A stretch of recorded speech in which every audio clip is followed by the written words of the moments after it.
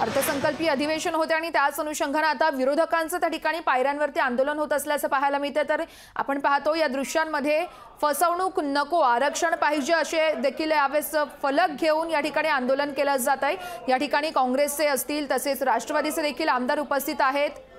अनिल देशमुख असतील, विजय वडेट्टीवार तसेच नितीन देसाई आणि यांच्यासह आता भाई जगताप देखील या ठिकाणी उपस्थित असल्याचं आपण पाहतो। विरोधकांकडून हे आंदोलन केलं जात आहे। हॅलो, बाळासाहेब थोरात हे देखील या ठिकाणी उपस्थित असल्याचं आपण पाहतो। मराठा आणि ओबीसी महायुती सरकार, या मराठा आणि ओबीसींची महायुती सरकारकडून फसवणूक केली जात असल्याचे फलक खरं तर हातात घेऊन या ठिकाणी आंदोलन केलं जाते। विरोधकांचं या ठिकाणी आंदोलन आपण पाहतोय। आज अर्थसंकल्पीय अधिवेशन होतं आणि याच अनुषंगाने आता अधिवेशनात अनेक मुद्द्यांवरून आता गदारोळ होण्याची देखील शक्यता वर्तवली जाते। कारण सध्या काँग्रेसचं आंदोलन होत असल्याचं आपण पाहतोय। पायऱ्यांवरती आंदोलन केलं जातं। या ठिकाणी काँग्रेसचे नेते आहेत तसेच हे नेते आता हातात फलक घेऊन खरं तर आंदोलन करत असल्याचं आपण पाहतोय। विविध मुद्द्यांवरून खरं तर आज अर्थसंकल्पीय अधिवेशन हे गाजण्याची शक्यता वर्तवली जाते। त्यामध्ये मग आरक्षण असेल, शेतकऱ्यांचा प्रश्न असेल, संपूर्ण विषयांवरती आता आरक्षणात नेमकं काय होतंय, अर्थातच अधिवेशनात नेमकं काय होतं हे पाहणं महत्त्वाचं असणार आहे। या संदर्भातली अधिकची माहिती जाणून घेऊयात आमचे प्रतिनिधी स्वप्नील जाधव यांच्याकडून। स्वप्नील, आपण पाहतोय आता विरोधक कुठेतरी आंदोलन करण्याच्या तयारीत आहेत, विरोधकांकडून आंदोलन केलं जात आहे, काय अधिकची माहिती आहे आत्ताची? वर्षा, अर्थसंकल्पाचा पहिला दिवस आणि मराठा ओबीसी आरक्षणावरून या विरोधक झालेले दिसतात आणि या विधान भवनाच्या पायऱ्यांवरती अधिवेशन सुरू होण्यापूर्वी आंदोलन सुरू झालेलं आहे। मराठा आणि ओबीसी महायुती सरकार फसवी आहे अशी त्या ठिकाणी घोषणा केली जाते। पुन्हा एकदा 50% एकदम मोठी अशी घोषणा केली गेली। तर विरोधकांचे विधान भवनाच्या हे पायऱ्यांवरती अधिवेशन जरी आंदोलन होत असलं तरी विरोधकांची संख्या कुठेतरी कमी या ठिकाणी दिसते। वर्षा, ज्या ताकदीने विरोधक या ठिकाणी उतरलेले आहेत त्यातून मनोज पाटील यांच्याबद्दलची छळ असेल, त्यांच्या जे महायुतीवरती त्यांचे जे आरोप होत आहेत या सर्वांचेच या ठिकाणी उल्लेख या ठिकाणी केले जातात। शिवसेना ठाकरे गटाचे सुद्धा या ठिकाणी नेते आहेत, काँग्रेसचे नेते आहेत, राष्ट्रवादी काँग्रेसचे शरद पवार गटाचे सुद्धा नेते आहेत। एकूणच आजचा जो या ठिकाणी विषय दिसतोय आंदोलनाचा तो म्हणजे मराठा आरक्षणाचा आणि ओबीसी आरक्षणाचा आहे। दोन्ही समाजाला हे सरकार आहे, जे महायुती सरकार आहे ते फसवत आहे असं या ठिकाणी त्यांच्या बोर्डवरती घेण्यात आलेलं आहे।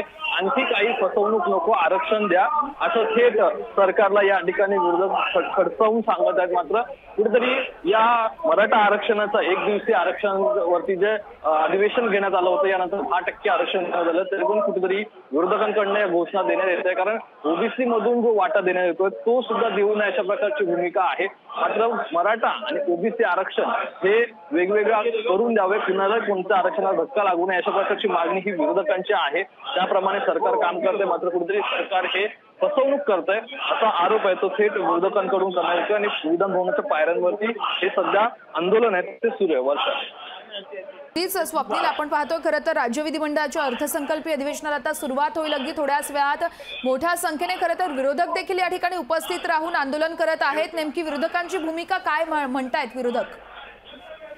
वर्षा, नक्की या ठिकाणी अर्थसंकल्पीय अधिवेशनाचा पहिला दिवस आहे। विरोधकांची आजची भूमिका ही मराठा आरक्षणावरून आहे। त्याचप्रमाणे विधान भवनाच्या सभागृहांमध्ये दोन्ही सभागृहांमध्ये आरक्षणावरूनच जे वातावरण आहे तापण्याची शक्यता आहे। कारण मराठा आणि ओबीसी आरक्षण हे महायुती सरकार कुठे देताना फसवणूक करत आहे किंवा त्या सरकारचा काही आरक्षण रोज देण्याचं जे गाजर जे दाखवत आहेत ते सुद्धा या ठिकाणी नवीन नाही अशा प्रकारचं विरोधकांची एकंदरीत भूमिका आहे।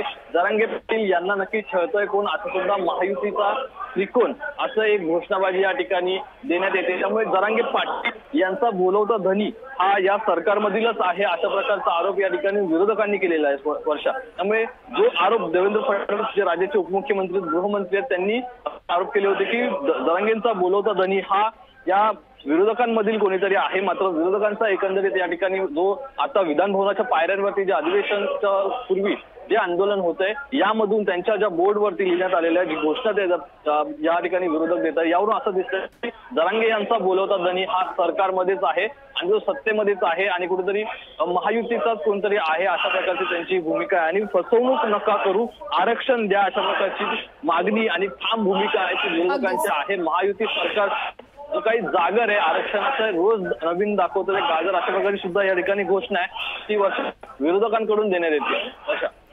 अगदी स्वप्नील, तुम्ही या संपूर्ण घडामोडींवरती असाच लक्ष ठेवून राहा. प्रत्येक अपडेट तुमच्याकडून घ्यायचं आहे. तुर्तास धन्यवाद तुम्ही दिलेल्या सविस्तर माहितीसाठी. तर आपण पाहतोय खरं तर अधिवेशन सुरू होते आणि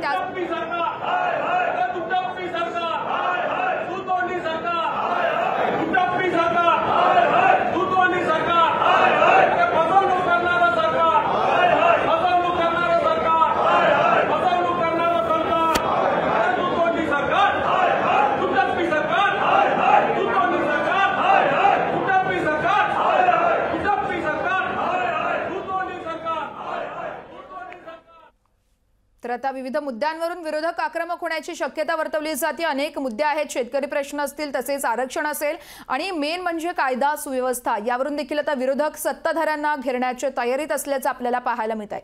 तर फसवणूक नको, आरक्षण द्या या मागणीचे फलक घेऊन देखील यावेळेस विरोधक पायरी आंदोलन करताना पाहायला मिळत आहेत. लोकशाही मराठी ऐका, पहा, जागरूक रहा.